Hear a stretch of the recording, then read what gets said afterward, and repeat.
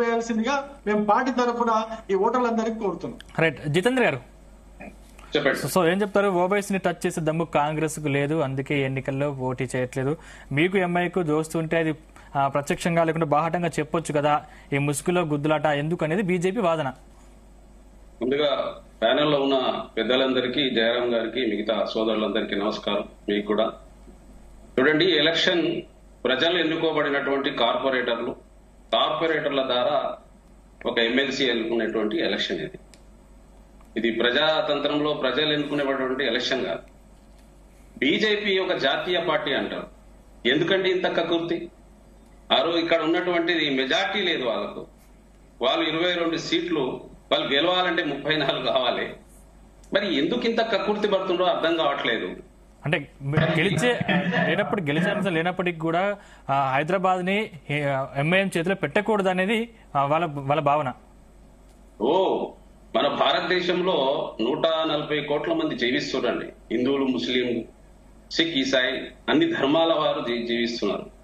ప్రపంచ దేశాలలో ఈ దేశం అనేది ఒక గొప్ప దేశం. మన భారతదేశ స్వతంత్ర పోరాటంలో హిందువులే పాల్గొన్నారండి. ఎంతమంది పాల్గొనండి? హిందూ, ముస్లిం, సిక్, ఈసాయి, బౌద్ధులు అన్ని ధర్మాల వారు పనిచేస్తేనే ఈ రోజు భారతదేశానికి స్వతంత్రం వచ్చిందండి. ఈ భారతదేశ స్వతంత్ర పోరాటం వీళ్ళు ఎక్కడున్నారండి? 1980లో పార్టీ పెట్టి సోదరాన్ని వినాలి. నువ్వు మాట్లాడలే కదా రవికుమార్ గారు, వినాలి. ఇట్లా మాట్లాడితే ఎట్లా? ఇట్లా మాట్లాడితే ఎట్లా? అరే ఇప్పుడు మీకు ఎంతసేపు స్వతంత్ర పోరాటాన్ని మీకు కావాల్సినట్టుగా మలుపుకొని చెప్పకండి, దాన్ని వక్రీకరించకండి, కరెక్ట్ గా చెప్పండి. వక్రీకరించేది మీరు ఏడున్నారు? స్వతంత్ర పోరాటంలో మీరేమైనా పనిచేసిండ్రా? ఎందుకు మాటికి కులం అని మాట్లాడతారు? ఈ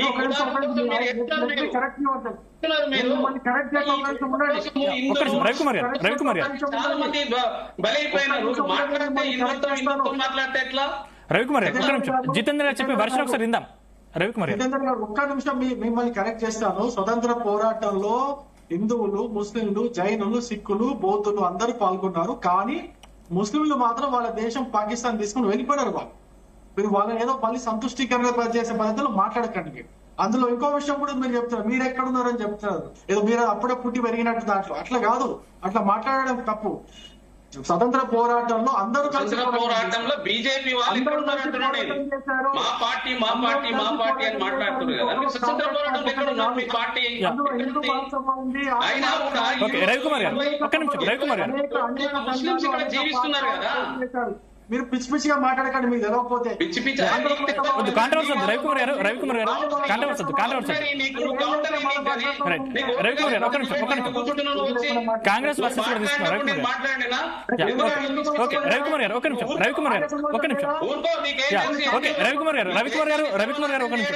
దయచేసి కాంట్రవర్సీ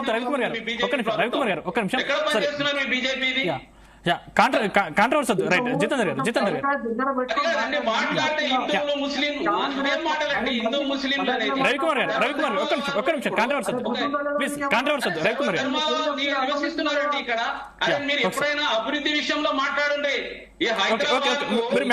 మన మినిస్టర్ నోడు కిషన్ రెడ్డి గారు గెలిచిండ్రు, ఇప్పటి వరకు ఏం చేసిండ్రండి?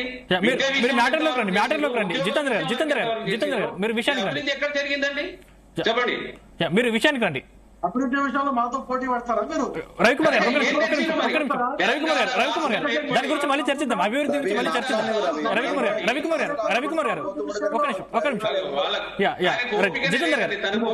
జితేంద్ర గారు రవికుమార్ గారు ఒక నిమిషం. రవికుమార్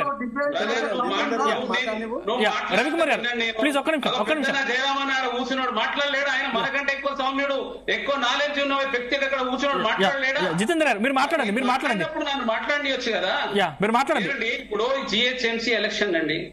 ఈ జిహెచ్ఎంసీ ఎలక్షన్ లో ఈ జిహెచ్ఎంసీని దాదాపుగా 1 కోటి మంది నివసిస్తున్నారు. ఈ రోజు ఒక ఎమ్మెల్సీ విషయంలో ఇంత రాద్ధాంతం చేయాల్సిన అవసరం ఏముందండి వీళ్ళకు? ఎంతసేపు మేము ఏదో ఒకటి చేసినామని చూపించడానికి. మరి మీరు ఏదన్నా ఉంటే రవికుమార్ గారు ఒక్క నిమిషం నెక్స్ట్ మీ దగ్గరికి వస్తాను. నేను కూడా మాట్లాడండి. ఈ రోజు కాంగ్రెస్ పార్టీ అనేక రకాలుగా అభివృద్ధి చేసింది జిహెచ్ఎంసీని. మెట్రో రైలు తెచ్చింది, రాజీవ్ గాంధీ అంతర్జాతీయ విమానం తెచ్చింది, ఔటర్ రింగ్ రోడ్స్ తెచ్చింది, ఆరోగ్యశ్రీ ఇచ్చినాము, ఉచిత కరెంట్ ఇస్తున్నాము, డాక్రా గ్రూపులకు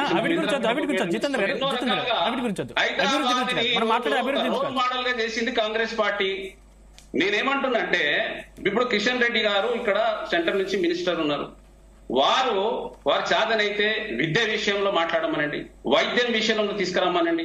అదే విధంగా మోడీ గారు 2 కోట్ల ఉద్యోగాలు ఇస్తామన్నారు సంవత్సరానికి, అవి తీసుకురామనండి.